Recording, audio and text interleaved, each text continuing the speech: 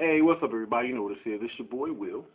And, of course, this evening I was watching the second presidential debate between Barack Obama, President of the United States, and former Governor of Massachusetts, Mitt Romney. Now, if you've ever been under a rock, you don't know what's going on. The second debate was tonight. It was a town hall meeting. And the narrative that the press has been weaving for the last couple of weeks is, will Obama be Obama again? Will there be a comeback kid story for us to write about? And they got their wish. Obama came out aggressive and borderline rude, interrupting, giving the faces, mugging to the camera, but keeping it from that whole, Red Bull / Oxycontin overdose performance that Biden gave last week, but still being enough aggressive to kind of throw Romney off his game. And I'm very disappointed in the Romney campaign that they were not prepared for it. They were not prepared, and the reason why I even called this video Mitt Misses the Dunk, because the audience questions were 4 alley-oops that there should have been a sure slam dunk that should have sealed the deal on this election. Now, in previous videos, I talked about Romney only having maybe a 10 to 15% chance of winning after the 47% comment.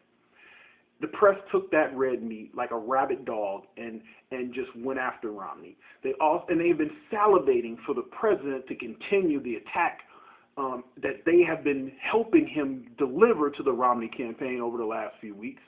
And Obama dropped the ball in Denver. And so we know that the narrative has been that Obama's going to come back hard. And the Romney people, I don't think, were ready for it when they should have been ready after watching the debacle between Biden and Ryan. Now, Romney should have known that Obama wasn't going to be as crazy as Biden looked, but he should have known that there were going to be certain things that Obama was going to say that he should have either had ways of dealing with it in his mind. But see, the problem with Romney is that he has prepared statements, and he's so used to being on the campaign trail saying the same old stump speech that he's not a very good adjuster. I mean, the president isn't either. But Romney's particularly bad at pivoting and adjusting because, see, sometimes as a politician, you would be in a debate, and I've always prepared politicians that I've worked with to do this, that you have to be able to be quick on your toes and think on your feet because sometimes you'll see an opening from your opponent. They'll say something and you go, I got a great retort for that, a great rebuttal for that, but it's not one of my prepared statements, and they're so scared to go off script instead of having a real man moment or woman moment that they stumble, their mind gets kind of messed up with all these facts, kind of like Kelly Bundy from that one episode of Married with Children, and one fact comes in and one fact leaves, and they're all confused and don't know what to do. And that's what happened to Romney tonight. He was kind of confused because Obama, I think his political instinct would say Obama gave the opening, but I can't go out of my prepared statement. And so, that's his weakness. He just doesn't know how to pivot and adjust. He doesn't know how to think on his feet. And all Obama did was give him alley-oops. The questions were alley-oops. Obama would do his stump speech, and Romney should have been able to just beat him over the head with statistics about how the president has failed the American people miserably. Now, did he do that to an extent? Yes, he did.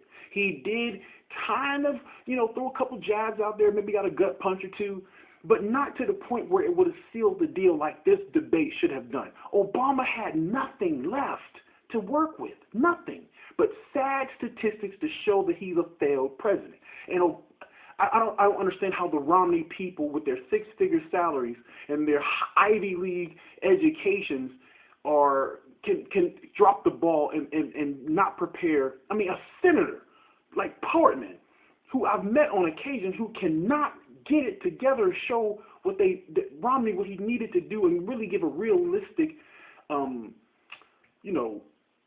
what's the word? Kind of like a holodeck situation for Romney. And they just dropped the ball, and I was very disappointed in that. Now, here's how I would have handled a lot of what Romney should have done tonight. With the Benghazi one, all he had to do is, instead of mincing over words, act of terror, terrorism act, that's nonsense. He should have brought out the Hillary Clinton had claimed responsibility, the buck stops here kind of thing. Obama tried to buffer himself on that. But it was a weak buffer of a wall that could have been either overcome or completely destroyed. And Romney had a perfect opportunity, but once again, he's not a good adjuster. He had a prepared statement, the act of terror, instead of terrorism act and all that garbage, instead of punching Obama straight in the gut. If he would have been able to work that question, adjust and pivot, and think on his feet, he could have sealed the deal and destroyed Obama and left him bloody and just a bloody stump on the side of the road with that answer to that question, but he couldn't do it. But this is how he should have done it. Mr. President, you say that the buck stops with you. Is this your responsibility? You are darn right it's your responsibility, sir. Those people depend on you to make the right decisions that will help protect them. These people entrust their family and friends to you, sir, and you dropped the ball. They asked you for protection, and you didn't deliver. You knew on September 11th, the anniversary where 3,000 of our brothers and sisters, our American brothers and sisters died. You should have been ready and had in a war zone. Benghazi is a war zone, a lawless land with a very young, burgeoning democracy, and you dropped the ball and didn't have escalated security for our ambassador? And you expect the American people to trust you with our economy again for another 4 years if you can't even do the simplest thing, make the simplest connection? Do you seriously think the American people want to trust you again? That's how he should have answered that question. He should have said something to this effect.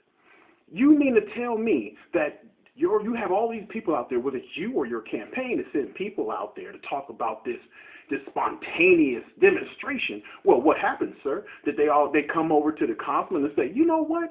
Hey, Abdul, hey, I forgot my gun, my AK-47, my RPG, and some grenades. Hey, man, you'll go over there and burn that straw effigy of Uncle Sam, and I'll be back with the guns. You know, just as an afterthought. That's the way you come at Obama, because that would have threw him off, and he would have been destroyed over and out. But Romney can't pivot. He can't adjust, and he's not a person who can think on his feet. A lot of politicians are that way, and it's kind of sad. On the Bush one, I think he walked that fine line, but he should have talked about just a little bit more. He should have talked about how, you know what, I understand the pain that you guys felt for that 8 years. I'm an American citizen. Yes, I might be wealthy, but I saw what was going on, and I didn't like it. I didn't like the way he took advantage of the patriotism of the American people. I didn't like that. Now, some of you might say that might have been going too far, but I think if he really, I mean, who's going to, he's already got the anybody but Obama vote. They're not going to vote against him. They're going to go out and vote because they want Obama out. But how you get those independents and those soft Democrats, those people who blame Bush for everything, is that you distance yourself from Bush. You don't have to literally throw Bush under the bus, but you might want to hit him with the bus door a couple times in order to get your point across. And I think he did a good job of that. He kind of slapped him a little bit, maybe, flicked him in the head, but he really didn't give that knockout punch that people needed to know that he felt their pain from those 8 years. And he didn't do that. He just didn't do that. When the African-American gentleman asked Obama about, hey, I voted for you, kind of disappointed, these 4 years ain't been the greatest, why should I vote for you again? When Romney had his turn, he should have said something like this. The president, I'm not going to say he's a nice guy. I'm not going to bore you with how he's a good guy and all this kind. I'm just going to talk to you about these 4 years and go run down the statistics, and he did kind of do that, but he has to have a little more emphasis. He should have got right in that brother's face and said, understand this, you're an African-American male. Unemployment for you is 22.7%. Do you understand how devastating that is? But yet 98% of African Americans will vote for this gentleman right here. And I find that amazing. And I understand that, he is the first African American president. But that does not excuse his incompetence and how he's failed the American people. Just because you like him doesn't mean you need to rehire him. So that's how you deal with that in a way. Passion. And that's one thing that a lot of Romney, he sure as hell don't got, is passion. So he has to try to make up with something more cerebral instead of the more feral. And I would have worked on that with him, trying to find that balance, trying to give him just a little more passion, a little more pep in his step. Another question that he had an alley-oop and could have dumped was the one about the misconceptions of himself. And that question was a softball and ready to be knocked out of the park. This is how he should have answered it. You know, the president has accused me of a lot of things, being a plutocrat, someone who doesn't care about people, but I do care about you. I wouldn't be running for president if I didn't care. This man has been president for 4 years, and he talks about how he inherited something. What did somebody just walk up to him and say, hey, Mr. President, Barack Obama, that's you, right? Hey, you want to be president? Hey, we're going to give you some money so you can run. It didn't just fall in his lap. He asked for this job, and he failed you miserably. But you know what? Let me tell you something else about this guy. He called me a murderer. That's right, a murderer. You may have not seen the ad on your TV screen, but it was all over YouTube, all over the news cycles. He called me a murderer. He said I murdered someone's wife. I haven't been the president. He has.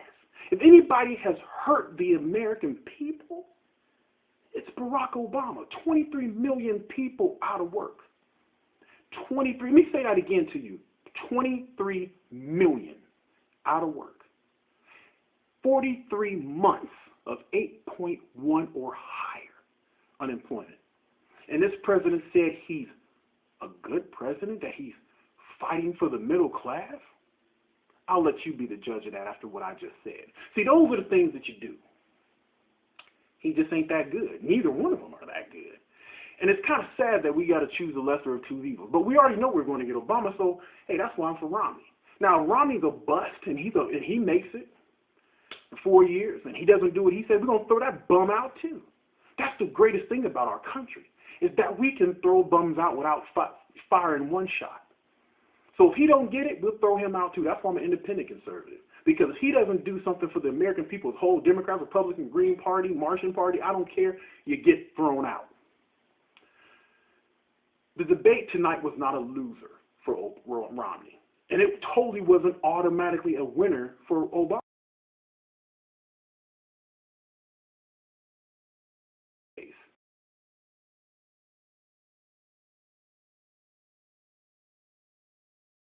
Will move in the polls. It's going to stay just.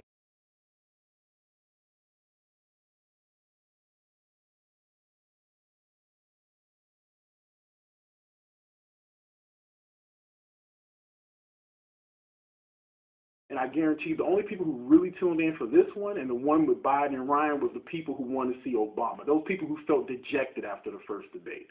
Those are the people who actually, did what they did. But anyway, people, I'm out of here. Talk to you later. This your boy Will. I'll do some more about this. This has been. We're going to talk about what needs to be done for this country. Whoever gets in office. That's going to be my next video. Talk to you later. Peace.